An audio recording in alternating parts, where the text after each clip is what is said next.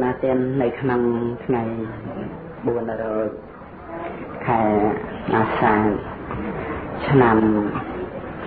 ខាលសង្រិទ្ធិស័កពុទ្ធសករាជ2542ខ្ញុំព្រះអង្គម្ចាស់សូមនមស្ការថ្វាយបង្គំចំពោះព្រះអរហន្តសម្មាសម្ពុទ្ធជាអម្ចាស់ទ្រមួយអន្លើដោយធម្មរតនៈនិងសង្ឃរតនៈខ្ញុំតករុណាក៏សូមសម្ដែងនៅសេចក្តីគោរពនមស្ការចំពោះព្រះករុណាគុណម្ចាស់គ្រប់ព្រះអង្គទាំងអស់ដែលបាននិមន្តមកសិក្សារៀនសូត្រនៅព្រះធម៌ក្នុងទីកន្លែងនេះព្រមមួយអន្លើដោយព្រះសង្ឃគ្រប់ព្រះអង្គទាំងអស់ដែលបានស្ដាប់ឮនៃសំឡេងព្រះធម៌ក្នុងពេលនេះសូមគោរពចំពោះញាតិញោមបងប្អូនពុទ្ធបរិស័ទស្រីប្រុសដែលបានយកនៅចិត្តទុកដាក់ដើម្បីក្រេបជញ្ជក់នៅព្រះធម៌ដែលមានជំរឿនៅក្នុងព្រះពុទ្ធសាសនាដូចជាមានការសិក្សានៅព្រះអភិធម្មដើម្បីឲ្យបានយល់ច្បាស់នៅជីវិតពិតនឹងដែលលោកគ្រូបងបានបង្ហាត់បង្ហាញជាជាមដើម្បីបញ្ញែបញ្ជលទៅគេប្រកបម្ចាស់គោរពជូនញាតិញោមបងប្អូនទាំងអស់ក៏សូមអនុមោទនាដល់ឧបនិស្ស័យជ្រះថ្លារបស់ព្រះករុណាគុណចាស់ញាតិញោមនិងកុសលកម្មគ្រប់យ៉ាងហើយជាពិសេសចំពោះកុសលកម្មរបស់លោកគ្រូបងដែលបានអាចមានឧបនិស្ស័យសិក្សារៀនសូត្រចេះដឹងហើយអាចនឹងបញ្ចែកបញ្ជលដល់ព្រះគុណម្ចាស់ផងដល់ញាតិញោមបងប្អូនផងគូជាទីជ្រះថ្លាក្នុងការសិក្សារៀនសូត្រហើយនឹងការប្រព្រឹត្តបប្រតិបត្តិមិនងាយដែរទេទាំងនៅក្នុងការដែលអាចដើម្បីនឹងបង្ហាត់បង្រៀននៅព្រះធម៌អភិធម្មនេះបានឲ្យដល់អ្នកដទៃហើយអាចដើម្បីអ្នកដទៃនឹងមានអធិស្ឋានចូលចិត្តស្ដាប់សិក្សារៀនសូត្រទៅបានដូច្នេះការនេះគឺសពសឹងតែប្រព្រឹត្តទៅដោយហេតុបច្ច័យនៃសភាវៈធម៌តាមពិតបើមិនមានបរមត្តធម៌កើតឡើងយ៉ាងនឹងទេក៏មិនដឹងជាបានអីដើម្បីនឹងចេះអភិធម្មហើយក៏មិនដឹងជាបានអីដើម្បីនឹងបង្រៀនតទៅទៀតនឹងអញ្ចឹងដូច្នេះទោះជាអ្នកបង្រៀនធម៌ក្តីទោះជាអ្នកស្ដាប់ធម៌ក្តីអាស្រ័យបរមត្តធម៌កើតឡើងទាំងអស់នឹងកណ្ណាគុណម្ចាស់ព្រមមួយអន្លើទៅដោយការស្ដាប់សិក្សានិងការសម្ដែងក៏មានសតិរលឹកដឹងនៅសភាវៈដែលកំពុងប្រកបដើម្បីជាការវឹកហាត់នៅកុសលធម៌កំចាត់បងនៅសេចក្តីប្រកាន់ថាមានទូខ្លួននៅក្នុងសភាវៈធម៌កណ្ណាគុណម្ចាស់ទៀតណាគឺចំពោះការសិក្សាព្រះអភិធម្មសិក្សាទៅមួយអន្លើដោយការសង្កេតពិនិត្យប្រព្រឹត្តបរិបត្តិនៅស្ថិដ្ឋានហ្នឹងក៏អាចដើម្បីបានយល់នៅរឿងរបស់ជីវិតនេះកាន់តែច្បាស់ទៅហើយកាន់តែច្រើនទៅអាចមានឱកាសលះកាត់នៅសេចក្តីសង្ស័យបានទាំងការសង្ស័យក្នុងរឿងជីវិតនឹងយ៉ាងណាដែលថាមិនបានជាអញ្ចឹងមិនបានជាទៅយ៉ាងហ្នឹងត្រូវអស់ការឆ្ងល់ការសង្ស័យនឹង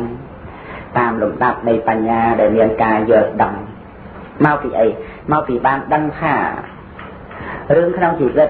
វាមិនផុតអំពី ការកើតឡើងនៃសភាវៈពិតទេនឹងវាមិនផុតពីបរមត្តធម៌នឹងឡើយដល់អញ្ចឹងទៅកម្មទៅច្បាស់ទៅកាត់បន្ថយនៅសម្រេចត្រេកត្រអាលចំណង់ចង់បានសម្បត្តិក្នុងលោកទាំងហ្នឹង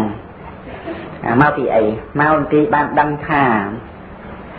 ការដែលត្រូវបានសម្រេចនៅសម្បត្តិដ៏ប្រសើរជាងសម្បត្តិក្នុងលោកគឺការយល់នៅសភាវៈពិតនេះឯងនឹងការបាននៅសម្បត្តិគឺបញ្ញាគឺអាចយល់អំពីសភាវៈពិតក្នុងជីវិតបានហើយការយល់អំពីសភាវៈពិតក្នុងជីវិតនេះគឺជាការយល់ដោយអំណាចបញ្ញាដែលមានការចម្រើនជានិច្ចសពការអប់រំទៅចម្រើនទៅក៏បានបញ្ញានឹងជំនួសនៅចំណង់ដែលចង់បាននៅអ្វីផ្សេងព្រោះបច្ចុប្បន្ននឹងក៏បានដឹងថាមិនមែនអត់ទេក្នុងបច្ចុប្បន្នហ្នឹងបានដឹងចឹងមិនមែនអត់យ៉ាងយើងពិចារណាមើលដូចជាការដែលបានកើតមកជាមនុស្សហ្នឹងក៏បានដែរប៉ុន្តែវាមិនមែនល្មមត្រឹមតែកើតមកជាមនុស្សឯណាត្រូវស្វែងរកអាហារសម្រាប់រស់ហើយនឹងបច្ច័យ4សម្រាប់ប្រើប្រាស់ដើម្បីការរស់ហើយនឹងដើម្បីសេចក្តីត្រូវការប្រាថ្នាដោយវត្ថុបំណងផ្សេងទៀតហ្នឹងចឹងអាហ្នឹងទោះជាបានតិចបានច្រើនអីហ្នឹងយ៉ាងណាឈ្មោះថាកំពុងបានដែរតែប៉ុន្តែថាដល់ទៅសិក្សានៅក្នុងសភាវៈធម៌ទៅសិក្សាទៅវាអត់ឃើញមានសំខាន់អីវាអត់មានសំខាន់អីខ្លឹមសារអីនៅក្នុងការបានសម្បត្តិនឹងប៉ុណ្ណឹងដែលគ្រាន់តែដោយសេចក្តីស្រវឹងដោយនន្ទិរាគៈសេចក្តីរីករាយដោយឆន្ទរាគៈសេចក្តីត្រេកត្រអាលត្រេកអរពេញចិត្តនឹងចឹងគ្រាន់តែការប្រព្រឹត្តទៅនៃអកុសលធម៌ទាំងអស់នឹងតែប៉ុណ្ណឹងប៉ុន្តែថាឲ្យវាមានន័យសំខាន់អីក្នុងការបាននៅរបស់ចឹងក្នុងជីវិតហ្នឹងមិនមានអីជារបស់សំខាន់ទេពីព្រោះថាក្នុងការដែលបាននោះវាអត់មែនយើងអ្នកបានសិក្សាសភាវៈពិតទៅវាឃើញអញ្ចឹងហើយក្រៅអំពីចិត្តចេតសិកនិងរូបហ្នឹងមានអីដែលថាជាយើងអ្នកបានទៀតហើយហ្នឹងដែលសិក្សានៅព្រះអភិធម្មហ្នឹងមួយអន្លើទៅដោយការអប់រំនៅសតិរលឹកសភាវៈពិតទាំងដែលកំពុងប្រកបហ្នឹងសំដីយើងសិក្សានៅក្នុងចក្ខុវិញ្ញាណកុសលវិបាកក្តីអកុសលវិបាកក្តីសោតវិញ្ញាណឃានវិញ្ញាណជីវហាវិញ្ញាណកាយវិញ្ញាណនឹងចឹងក៏យើងអាចដើម្បីនឹងរលឹកបានសិក្សាបាននៅសភាវៈដែលកើតឡើងហើយធ្វើកិច្ចផ្សេងទាំងអស់នឹងមានអីដើម្បីថាជាយើងជាទូលខ្លួនអីដល់អញ្ចឹងការដែលបានសម្បត្តិក្នុងលោកនឹងដោយអាស្រ័យការកើតឡើងនៃចិត្តចេតសិកនិងរូបតែប៉ុណ្ណោះដូច្នេះវាអត់សំខាន់ត្រង់ដែលថាវាអត់មានអីដើម្បីថាជាយើងបានហើយសង្ខារធัวទាំងអស់ទាំងដែលសន្មតថាយើងទាំងដែលសន្មតថាអ្វីដែលយើងបាននោះជាទ្រព្យជាសម្បត្តិជាកូនជាចៅអីហ្នឹងសិតតែនៅក្នុងសេចក្តីវិញ្ញាណប្រែប្រួលអស់ទៅវិញ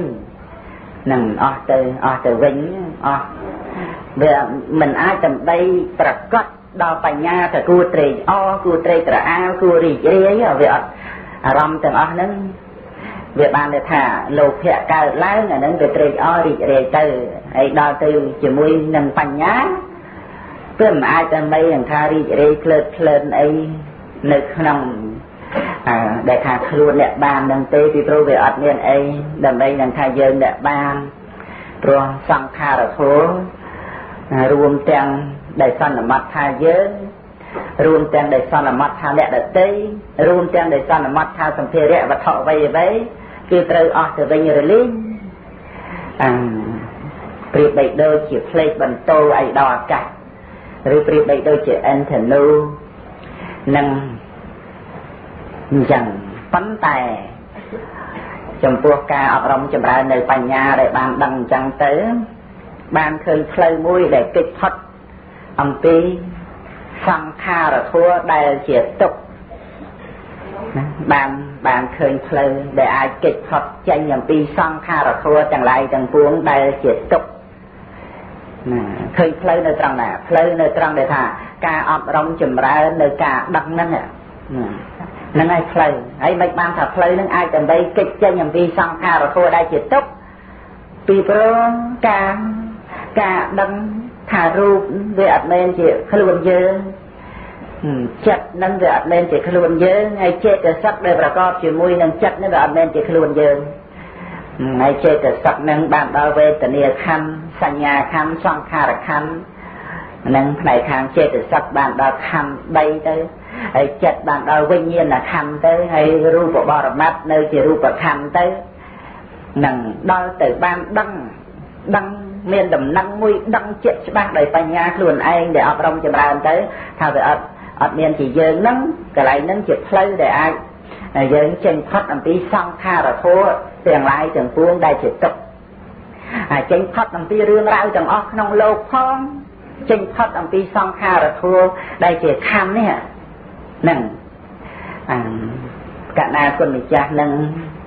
mình mang mọc mình ấp sọc mình cao tục mình khai khoa ấy trong cuộc chỉ vật đấy rồi bật tới nơi không rồi lộ này lộ cả thua tê rồi cả con người cha nắng ban rồng luốt nơi việc đây và cam thả miền luôn không chỉ vật chỉ vào cả đây nên tôi chỉ thả cả con người cha nắng đại miền ru về tự nhiên sinh nhau sang khai tự nhiên nâng nơi không tôn tôi ta rư cục chia sầm bay không đông ấy nâng giang ná bàn tay ní chỉ ca và cắt này chất chia từ sắc ru từ phần nóc cả na cùng cha hiệp nhau mình ban để không ti nút thế mình ban nơi không ti để cua ở khoai khoai cua chừng yên chừng ơi cua ở lên click mà đây thế nên để cho nàyคือcả na cùng cha hiệp nhau bằng ôn tầng o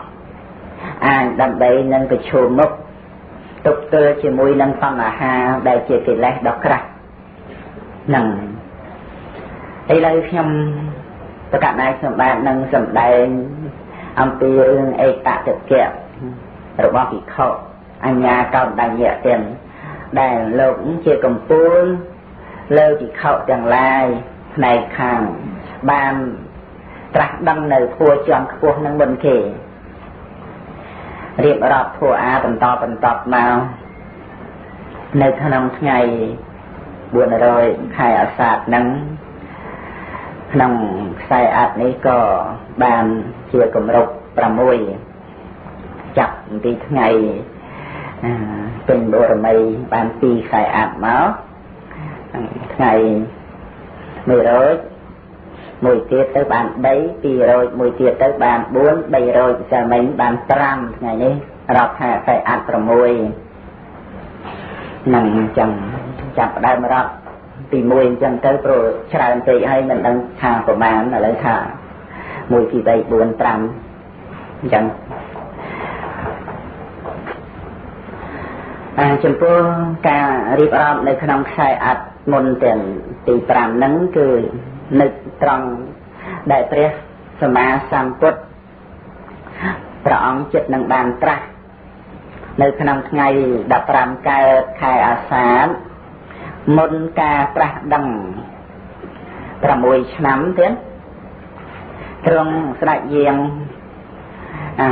ចេញបព្វជិចេញបុស្សដោយក្នុងការនោះមានតែពីរនាក់នឹងឆន្ទមាត្រដោយយានជំនេះគឺ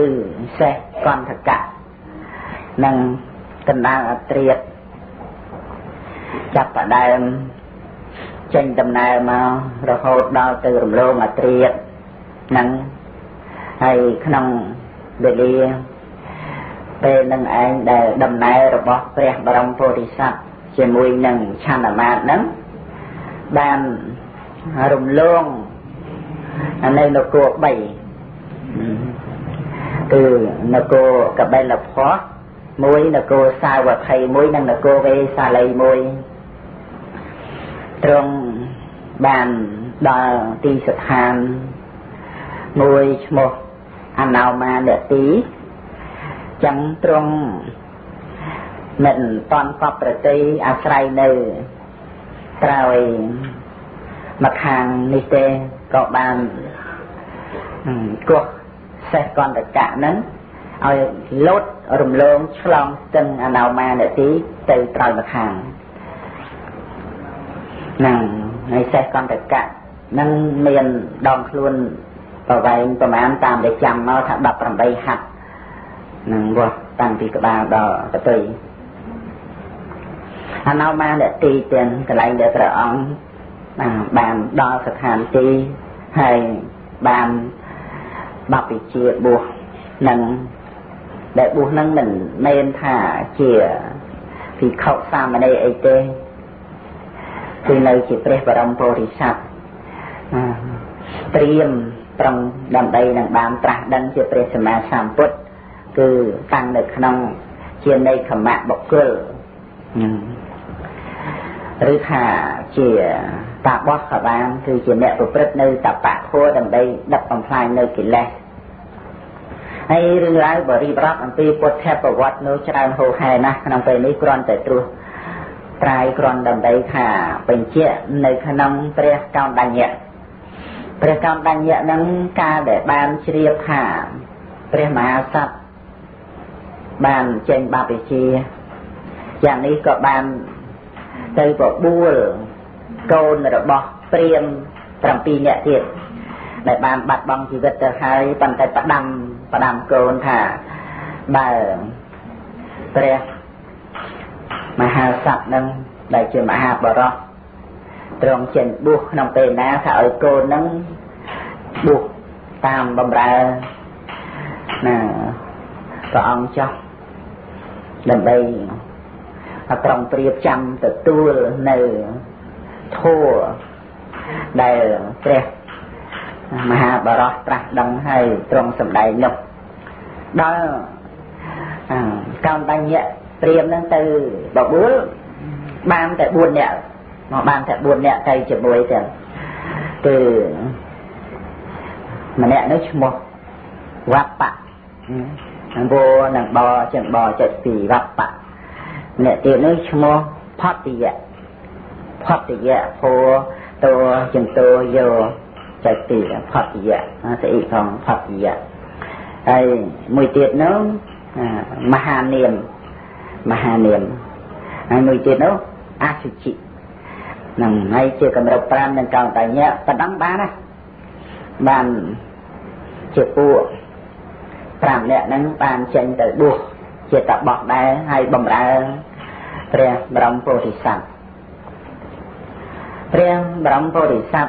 ដែលទ្រង់បួសនៅនឹងប្រតឆ្នេរស្ទឹងអនោមានទីហ្នឹងពុំបានទ្រង់នៅទីនឹងមួយកន្លែងទេក៏ចេះតែពុទ្ធដំណើរទៅទិសខាងត្បូងចុះទៅឆ្ងាយដែរទៀតទីកន្លែងដែលព្រះអង្គបួសទៅកន្លែងដែលព្រះអង្គបំពេញទុក្ករកិរិយាចិត្តភូមិនាងជាតាប្រមាណជា100គីឡូ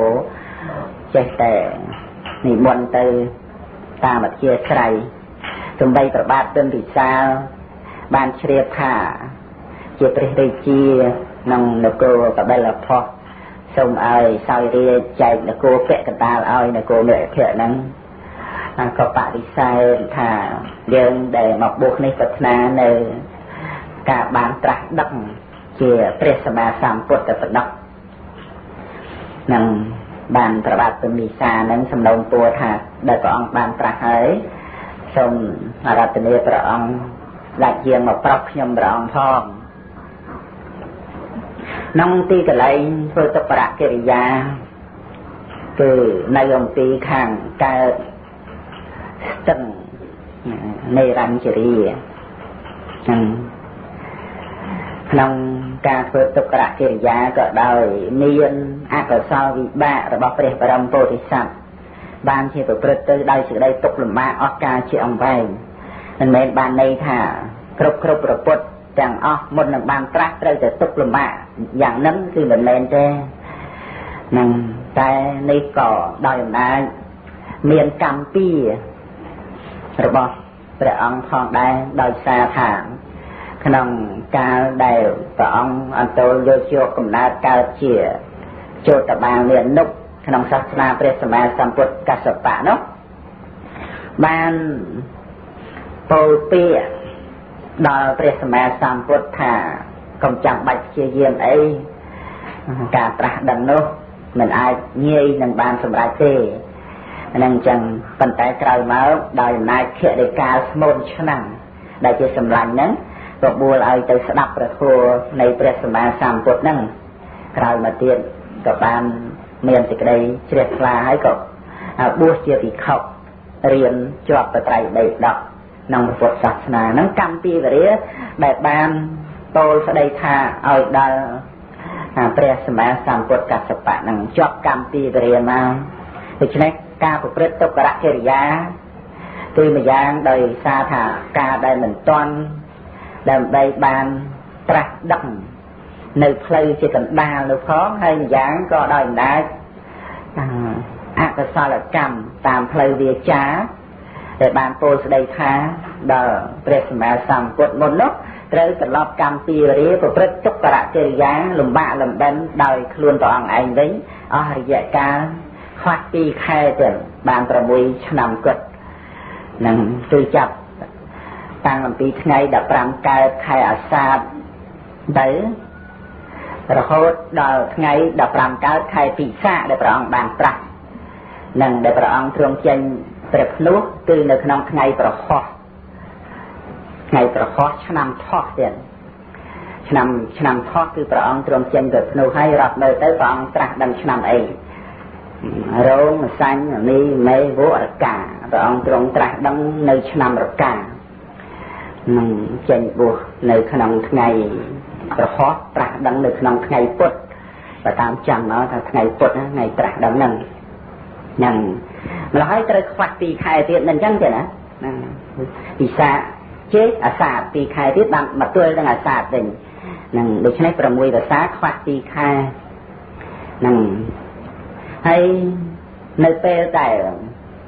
បញ្ញវគិបម្រើព្រះបរមពុរិស័ទសពគ្រប់ប្រការហ្នឹងព្រះបរមពុរិស័ទប្រព្រឹត្តទុក្ករកិរិយាយ៉ាងខ្លាំងក្លាជាទីបំផុតដែលសេចក្តីទុក្ខសម្រាប់មនុស្សលោកហ្នឹងគឺគ្មានអ្នកណាប្រៀបដូចព្រះអង្គបានឡើយពីព្រោះឧបនិស្ស័យនៃបុគ្គលដែលមានបញ្ញាក្រាំងតែកាលណាធ្វើនៅក្នុងរឿងអីមួយធ្វើតតែច្បាស់ទៀតធ្វើតតែខ្លាំងក្លាបើថាទៅនៅក្នុងរឿងត្រូវគឺត្រូវលើសគេហើយដល់ទៅក្នុងរឿងខុសតាមផ្លូវទុក្ករកិរិយាហ្នឹងផ្លូវខុសទេណាទៀតមិនមែនជាផ្លូវដើម្បីត្រាស់ដឹងទេទោះជាយូរជាងហ្នឹងក៏មិនអាចត្រាស់ដឹងបានដែរចឹងនឹងព្រះអង្គទ្រង់ត្រាស់សម្ដែងស្ទល់ព្រះអង្គហើយមិនមែនជាផ្លូវនៃការត្រាស់ដឹងប៉ុន្តែរឿងទុក្ខលំបាករបៀបទាំងអស់ហ្នឹងខ្លាំងក្លាណាស់ក្នុងកំណើតជាមនុស្សហ្នឹងដល់ទៅពេលដែលនឹងត្រូវត្រាស់ដឹងនោះគឺព្រះអង្គទ្រង់ពិចារណាការដែលអត់អាហារនេះក៏នាំឲ្យលំបាកឥតប្រយោជន៍ព្រះអង្គក៏ចាប់ផ្ដើមទទួលចង្ហាន់បន្តិចម្ដងរហូតដល់ទៅបញ្ញវគិមានកម្មដញ្ញៈរត់ចោលព្រះអង្គថាព្រះអង្គលះបង់ចោលនៅការព្យាយាមមិនអាចដើម្បីនឹងត្រាស់ដឹងបានទេនឹងចឹងតែហេតុកោនដញ្ញៈទេច្បាស់លើកគេទៀតពេលនឹងអត់សង្ស័យលើកចម្រៀងដៃមួយទៅប្រកាសបានជាពុទ្ធគេឯងទៀតនៅលើកម្រៀងដៃពីរថាបើនៅគ្រប់គ្រងគរិយាវៈវិស័យនឹងបានជាស្រេចចក្រពតហើយកោនដញ្ញៈហ្នឹងអត់សង្ស័យទេថាប្រកាសជាចេញបួសបានជាពុទ្ធប៉ុន្តែដល់ទៅទីបំផុតអត់ទុកចិត្តខ្លួនឯងទេនឹងអត់ទុកចិត្តពេលហ្នឹងត្រូវប៉ុន្តែវាដែលជាលោកតយៈនោះវាទៅជាមិនទុកចិត្តខ្លួនឯងទេណារឿងហ្នឹងវាអញ្ចឹងវាអត់ច្បាស់ដោយលោកកតរៈអីដែលបានសម្រេចហើយត្រូវច្បាស់ដោយបច្ចវេកនញ្ញាណអីនេះគ្រាន់តែជាការគិតគូរទៅតាមមុនរបស់ព្រាហ្មណ៍រត់ចោលយើងទៅ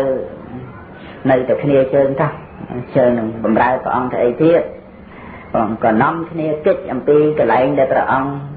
và rất tốt para cái gia nó chlong từng tân đây ranh chỉ nên cái tiết từ thằng lệch sẽ lao từ đây phải bay rồi km tiền bay rồi km từ đó trong cái này xây chất trong cái này xây from bay cái lâu nó miền prey mỗi mỗi xây bát cái nặng này cái tê cho quán nó cái nấy nâng thầy cái phút nơi mũi con ai nơi cùng phục đất nơi cả bồng pin ba mây bóc của ông nằm chẳng nòng ngày đập làm cao khai thị xã và ban thật túi chẳng hầm bao niên sẽ chia ta nâng tên ca đểព្រះសម្មាសម្ពុទ្ធព្រះអង្គបានទទួលចង្ហាន់នាងសុជាតាក៏នៅក្នុងថ្ងៃ15កើតខែពិសាខនឹងកាលដែលព្រះអង្គឆាន់ចង្ហាន់ដោយ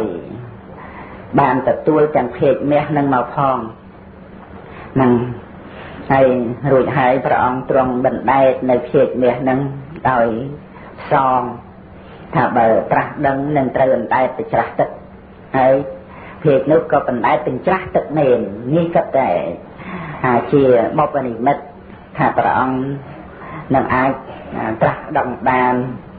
ហើយអាចបញ្ច្រាស់អំពីរឿងលោកវិស័យឬបញ្ច្រាស់នឹងក្រសែរបស់កិលេសតណ្ហាចឹងព្រះបរមពុរិស័ទបានឆ្លងកាត់ស្ទឹងនៃរញ្ជរាមកត្រើយមកខាងលិចហើយបានទទួលយកស្បូវភ្លៀងឬក៏ស្គី8ក្តាប់អំពីសោតយៈត្រៀមក្រាជាអាសនៈគង់ប្រព្រឹត្តនៅធัวទាំងក្នុងពុទ្ធប្រវត្តិមានសពគ្រប់រហូតដល់ពេលដែលព្រះអង្គបែរប្រភពទៅកម្មទិសបូនៅនឹងគល់ពោធិព្រឹក្សនឹងបានត្រាស់ដឹងនៅពេលបច្ឆិមយាមនៃរាត្រីណាយាមទី3ក្នុងថ្ងៃ15កើតខែពិសាខហ្នឹងក្នុងការដែលព្រះអង្គបានត្រាស់ដឹងជាព្រះសម្មាសម្ពុទ្ធហើយព្រះអង្គទ្រង់សោយនៅវិមុតតិសុខគឺសេចក្តីសុខដែលបានរួចផុតអំពីកិលេសតណ្ហាដែលជាជាងធ្វើផ្ទះឲ្យព្រះអង្គក្នុងវដ្តសង្សាររាប់ជាតិជាអនេកម្ល៉េះជាតិតែនាំមកនៅទុកឲ្យព្រះអង្គហ្នឹងឥឡូវព្រះអង្គបានរួចផុតអំពីតណ្ហាអំពីកណ្ដាប់ដៃជាងគឺតណ្ហាហ្នឹងព្រះអង្គគង់នៅជាសុខអស់7ថ្ងៃ7យប់នៅនឹងគល់ពោធិព្រឹក្សដែលព្រះអង្គទ្រង់ត្រាស់ដឹងហ្នឹងហើយព្រះអង្គក៏មិនបានសោយចង្ហាន់រហូតដល់ទៅ7សប្តាហ៍ទៀតដោយព្រះអង្គទ្រង់